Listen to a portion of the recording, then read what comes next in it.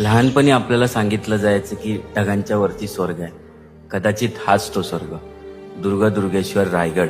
आपल्या हिंदू स्वराज्याची दुसरी राजधानी म्हणजे हाच तो रायगड. जेव्हा वाटतं ना आयुष्यात सर्व काही हरलोय, तेव्हा गाठायचा म्हणजे तो हा रायगड. ऊन वारा पाऊस अशा असंख्य संकटांना सामोरे जाऊन अजूनही हा गड 350 वर्ष उभा आहे. आणि या गडावर जाऊन महाराजांच्या चरणांशी नतमस्तक होऊन आयुष्याला नवीन सुरुवात करायची.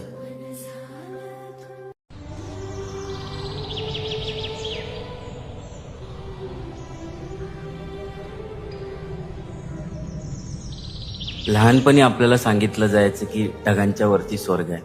कदाचित हाच तो स्वर्ग. दुर्गेश्वर रायगड.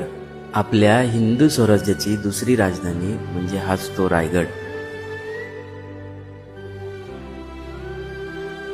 जेव्हा वाटतं ना आयुष्यात सर्व काही हरलोय, तेव्हा गाठायचा म्हणजे तो हा रायगड.